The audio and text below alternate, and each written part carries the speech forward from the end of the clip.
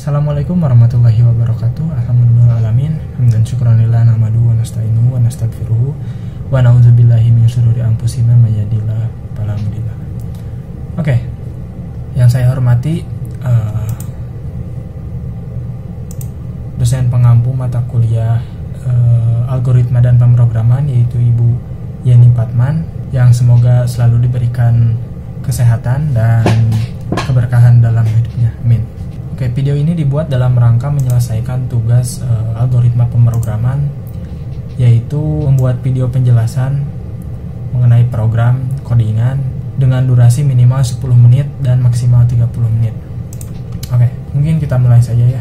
Oke, ini nomor 1, tugasnya adalah buatlah program untuk menghitung luas persegi panjang, segitiga, dan lingkaran dengan menggunakan prosedur dalam satu file. Oke, sebelum kita ke codingannya, kita akan membedah dulu sedikit mengenai apa itu prosedur. Nah, di sini prosedur adalah subprogram yang dapat dipanggil dalam menu utama atau main program. Oleh karena itu, dalam pemrograman di sini saya membagi beberapa bagian, membagi 4 bagian. Yang pertama adalah tentu bagian menu.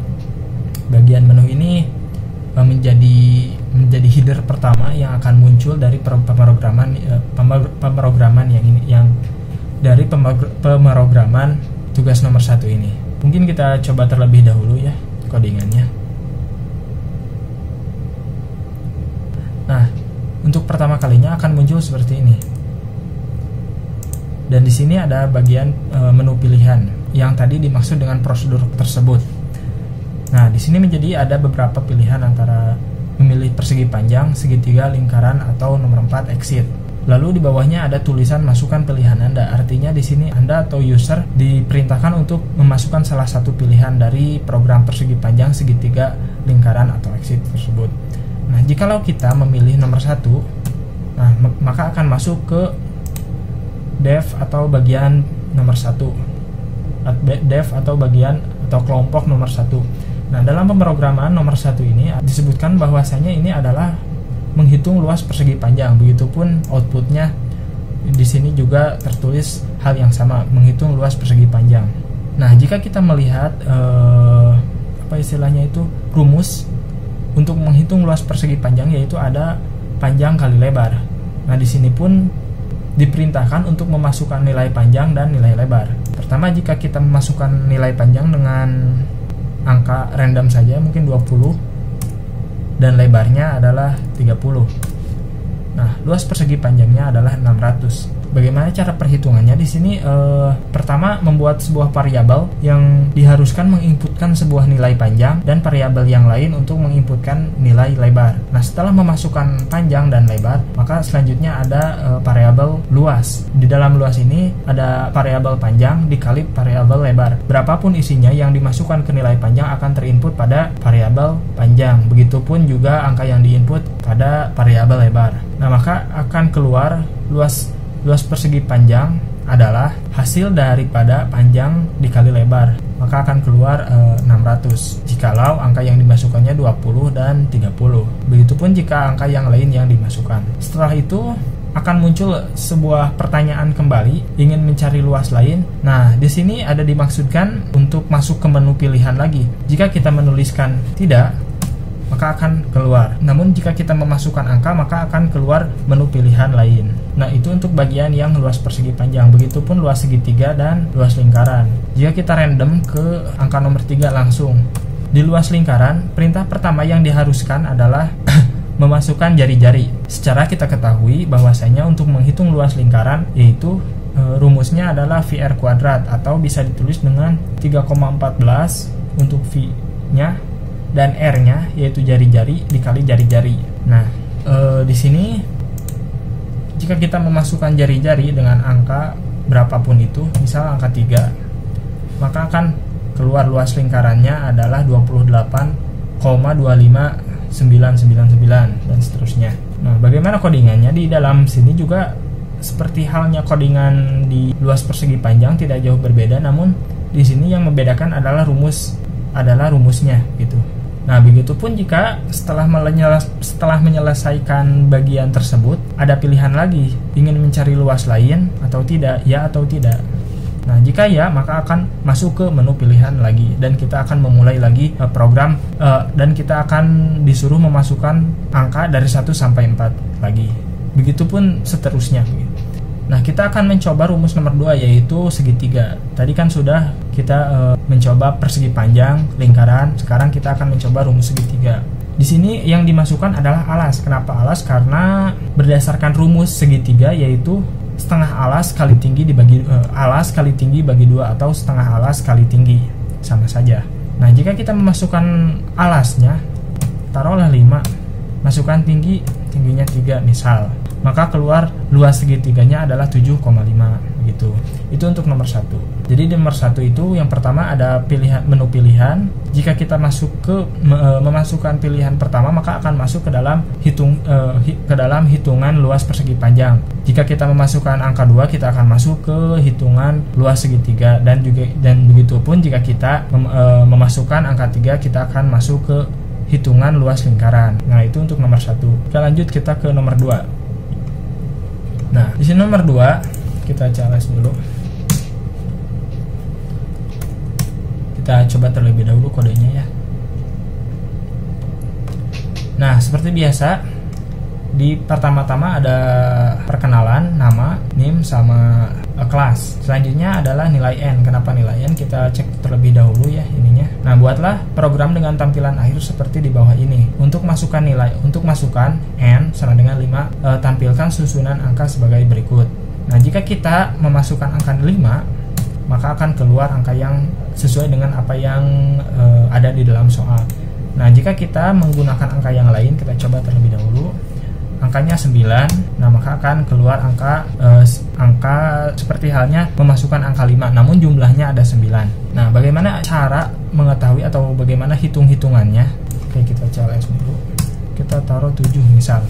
Nah, ini kita masuk ke codingannya ya. Pertama, di sini saya menggunakan looping sebagai variabel. Variabelnya adalah loop karena ini adalah salah satu cara untuk meloop atau memutar perulangan begitu mungkin ya istilahnya. Nah, di dalam variabel pertama, tipe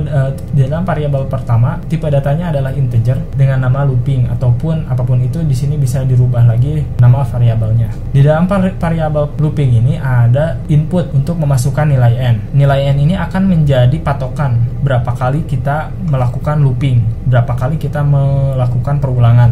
Nah, apa sih yang diulangnya, apa yang di loopingnya, yaitu adalah I. I ini adalah variabel dari looping yang pertama. Jika kita melihat dari I ini ya, yang bentuknya variabel, tipe datanya adalah integer. Di sini ada sebuah angka yaitu angka 1. Angka 1 akan berdampingan dengan looping terus ditambah dengan 1. Nah, maksudnya gimana? Jika kita melihat I dikali I yang pertama ini adalah nilainya adalah 1, terus di looping diulang ditambah dengan angka 1, maka akan keluar angka selanjutnya yaitu angka 2. Nah, bisa kita lihat di outputnya ya, angkanya angka 2. Nah, setelah kita melakukan looping lagi, maka akan keluar angka selanjutnya yaitu angka 3. Begitupun seterusnya angka 4, 5, 6 dan 7. Kenapa bisa begitu? Karena di sini sekali looping ditambah 1 begitu. Awalnya dari angka 1. Jika kita merubah angka ini menjadi 2 atau 3, maka startnya itu dari 2 atau 3, tergantung angka yang ada di dalam sini. Nah, begitupun juga angka yang ada di dalam sini. Yang angka kedua ini adalah seperti halnya jumlah angka yang akan ditambahkan untuk hitungan berikutnya. Jika ini kelipatan 2, maka angka yang keluar di sini adalah kelipatan 2 dari 1. Nah, itu untuk angka yang pertama. Selanjutnya loop I kali I. Nah, untuk loop yang ini akan outputnya yaitu baris kedua, bagian kedua atau di tengah, angka-angka yang ada di tengah. Kenapa bisa begitu? Karena I yang pertama dikali I. Jika I-nya adalah 3, maka 3 dikali 3 jumlahnya akan 9. Begitupun 4 kali 4 keluarnya akan 16. Kenapa? Karena I dikali I. Nah, terus untuk angka yang ketiga yaitu I yang pertama, maksudnya untuk angka yang ketiga yaitu I dikali variabel loop. Variabel loop ini adalah angka yang ada di tengah. Nah, jika kita melihat ke outputnya, angka yang ketiga ini adalah hasil daripada 3 dikali 9, sama keluarnya akan 27. Angka 27 ini hasil daripada I dikali loop. I-nya berapa? I-nya yaitu angka yang di tengah, dan angka yang pertama itu adalah I pertama ditambah 1. Nah, begitu mungkin. Itu untuk nomor kedua. Kita akan pindah ke nomor 3. Tugas nomor 3 ini yaitu buat program yang dapat mengolah nilai dengan masukkan jumlah siswa, nama siswa, dan nilai mahasiswa. Untuk setiap mahasiswa, nilai akhir ditentukan hasil dari tugas 30%, UTS 30%, dan UAS 30%. Mungkin kita coba terlebih dahulu ya. Nah, pertama adalah inputan nama. Di sini kita contohnya saja key. Nah, dengan name 1234556. Contohnya nilai tugasnya 80, TS-nya 85, nilai UAS-nya 80 contohnya. Tambah nilai tambah data ya atau tidak. Kita tambah saja ya mungkin. Jadi 2 mahasiswa contohnya dengan nilai 70, 60, 75. Nilai UTS, oh itu NIM itu nilai UTS, salah, kita salah memasukkan nama, harusnya itu nama dengan kalimat ya.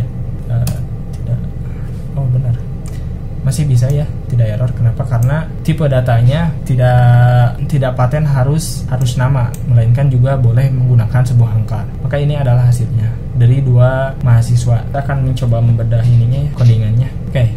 Kita mulai dari atas mungkin ya, nomor baris pertama, yaitu ini adalah sebuah pack page atau istilahnya itu extension lah kurang lebih untuk membuat sebuah tabel. Nah, tapi sebelum menggunakan sintak import text table, kita harus menginstal terlebih dahulu yang namanya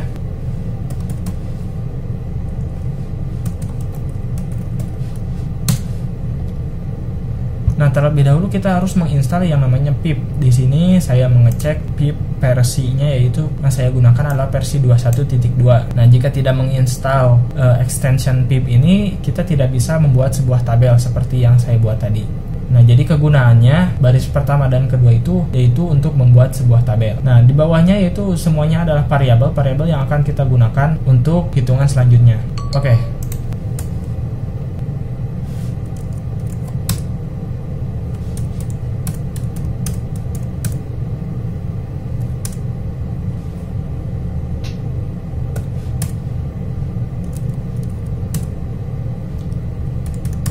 Kita coba isi dulunya random nilainya.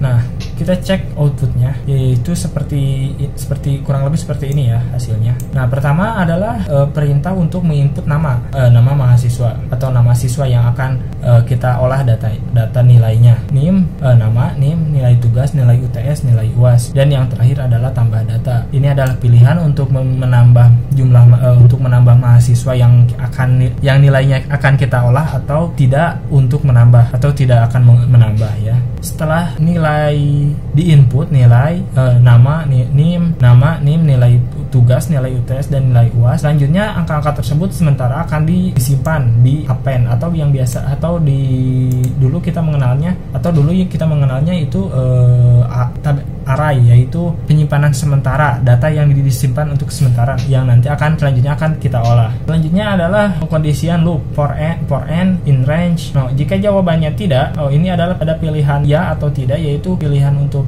menambah data atau tidak. Jika menambah data akan mengulang inputan nama, NIM, nilai tugas, nilai UAS, dan nilai UTS. Nah, seperti halnya yang tadi kita lakukan, kita menginput dua data, 2 nama mahasiswa yang akan kita olah. Nah, dengan pilihan ya, dengan pilihan Y, maka kita akan mengulang kolom yang pertama lah istilahnya itu. Bagian yang pertama, bagian inputan atau input data. Nah, jika tidak akan melakukan perhitungan, akan mulai melakukan perhitungan.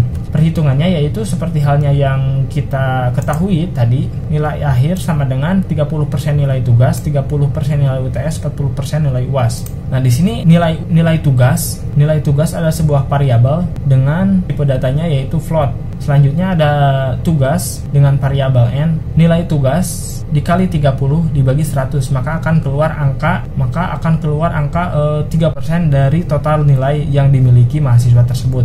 Begitupun juga nilai UTS, nilai UAS dikalikan dengan 30% dibagi 100, dikalikan juga dengan 40% dibagi 100, maka ini akan menghasilkan nilai akhir Artinya ya sesuai dengan apa yang ada di sini, bahwasanya nilai akhir dikumpulkan dari 30% nilai tugas, 30% UTS, dan 40% nilai UAS.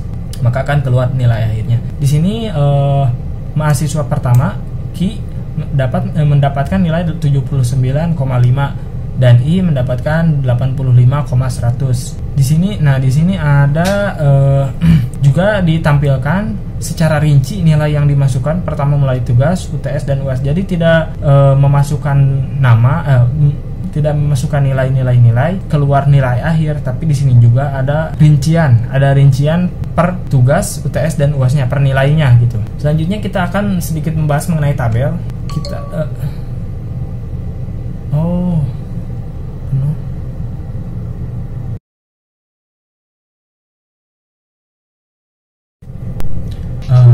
Tadi ada sedikit kendala ya, memori HP-nya terlalu penuh ya. Di sini kita akan sedikit membahas mengenai tabel ya. Setelah kita menginstal yang namanya pip tadi, selanjutnya kita mengimport, dan di endingnya kita akan menuliskan tabel add row mulai dari nomor, nama, NIM, nilai tugas, UTS, UAS, dan nilai akhir. Nah, setiap nama-nama ini ada diikat dengan variabel, istilahnya kurang lebih kayak gitu. Jadi untuk menempatkan nomor yaitu dengan n+1, karena untuk nomor ini menyesuaikan dengan jumlah data yang diinput. Jika data yang diinputnya 3, maka setiap baris akan menambah 1 angka. Namun tidak dengan nama, NIM, tugas, dan UTS juga UAS. Nah, selanjutnya tabel draw, maka akan mulai menggambar tabel dan menempatkan menempatkan bagian-bagiannya mulai dari nama, NIM, nilai tugas, dan nilai akhirnya begitu. Itu untuk nomor 3. Di nomor 4 ini tugasnya adalah buatlah program untuk memasukkan nama siswa, untuk memasukkan nama dan nilai mahasiswa dengan memanfaatkan list atau jumlah list bisa fleksibel sesuai inputan atau dibatasi maksimal 5 data saja. Kemudian tampilkan nama, nilai, jumlah mahasiswa, rata-ratanya, nilai tertinggi dan nilai terendah, dan keterangan. Diberi keterangan lulus jika nilai di atas 60 dan diberi keterangan gagal jika nilai di bawah 60. Contohnya seperti gambar di bawah ini. Nah, mungkin kita langsung saja ke codingannya. Kita terlebih dahulu coba apakah ada yang error. Nah, ternyata tidak ya. Jumlah mahasiswanya kita dikit aja ya, 2. Masukkan nama R, nilainya 80, dan I misal nilainya yaitu 58. Nah, maka akan keluar keterangan seperti ini ya. Pertama kita lihat jumlahnya ada 2 mahasiswa dengan nilainya yang satu 80 dan yang satu 58 dengan keterangan lulus dan tidak lulus. Nah, di sini saya tidak menggunakan fitur text table ya. Jadi ini membuat tabel dengan cara manual, dengan cara menggunakan apa istilahnya itu sama dengan dan strip dan minus. Pertama, ada sebuah variabel mulai dari nomor, nama, dan nilai. Selanjutnya ada variabel yang namanya JM dengan tipe datanya adalah integer untuk menginput jumlah mahasiswa yang ada. Nah, kita ketahui JM ini adalah 2 ya, karena kita sudah menginputkan 2 jumlah mahasiswa. Selanjutnya yaitu memasukkan nama mahasiswa dengan variabel nama dan disimpan terlebih dahulu di append untuk nama orang pertama, begitupun untuk nama orang kedua. Karena di sini tuh kita kembali menggunakan for loop. Kita menggunakan looping seperti halnya kita menggunakan looping di nomor 1, nomor 2. Bentar. Nah, kita seperti halnya kita menggunakan looping di nomor 3 ya, untuk nomor 4 ini untuk inputan nama dan nilai. Selanjutnya saya membuat sebuah variabel yang namanya L, karena di sini juga ada yang namanya library. Library ini untuk menyimpan apa yang jadi nama dan nilai dari mahasiswa tersebut. Jika jumlah mahasiswanya 2, maka di sini akan diulang 2 kali dan hasil ulangan tersebut, data-data tersebut disimpan terlebih dahulu. Nah, selanjutnya print sama dengan jumlahnya ada 47 di sini sampai ke sini ada 47 sama dengan ya jumlahnya. Selanjutnya ada pengulangan kembali for i in range JM. Selanjutnya di sini ada nomor, sebuah variabel untuk mendeklarasikan atau mengoutputkan nomor yang ada di sini di dalam kolom maksudnya. Nomor ini i ditambah 1, maka jika barisannya lebih dari 1 maka baris kedua akan ditambah 1. Begitupun baris ketiga akan ditambah 1 dari angka 2 untuk membuat sebuah nomor. Selanjutnya ada keterangan jika nilai i lebih kecil daripada 60, maka akan print nama, nilai, dan keterangan tidak lulus. Ini yaitu untuk ini ya, di sebelum angka 1.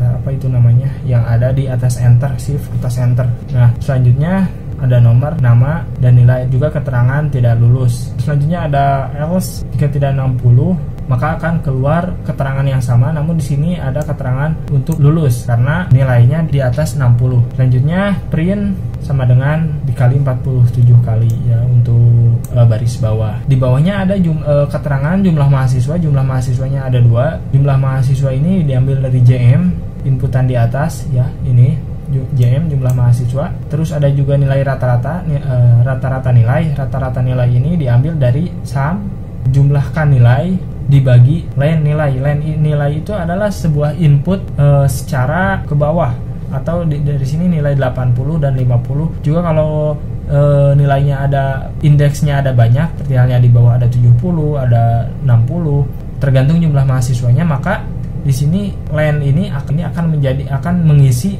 variabel nilai tersebut. Jadi intinya len itu mengambil value dari sebuah indeks yang ada pada kolom. Nah, kebetulan kolomnya yaitu ada kolom nilai, maka sum nilai dijumlahkan semua nilai yang ada dibagi dengan len nilai, yaitu indeks atau barisan atau jumlah orang-orang yang memiliki nilai.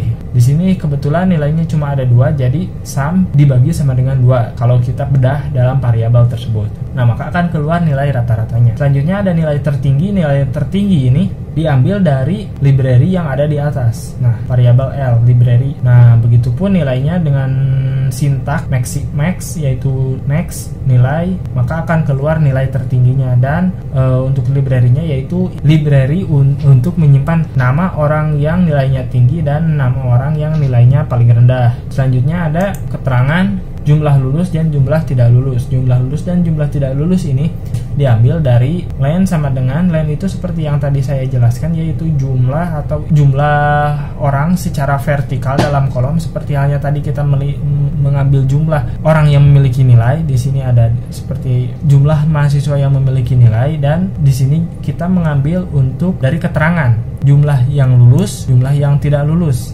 jumlah mahasiswa yang lulus dan jumlah yang tidak lulus. Jika nilai di atas 60 maka keterangan lulus, dan jika nilai sama dengan atau di bawah 60 maka akan masuk ke jumlah yang gagal. Sudah memasuki waktu 1/3 malam.